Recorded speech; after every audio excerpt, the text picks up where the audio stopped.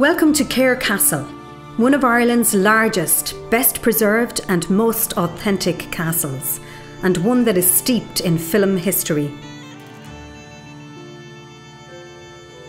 Cahir Castle stands on a rocky island in the river Suir.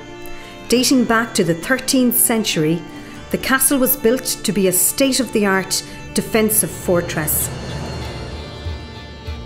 Featuring battlements, heavy gates, turrets, towers and stunning courtyards, it is no wonder that Cahir Castle has been used on screen not once but twice as the legendary Castle of Camelot.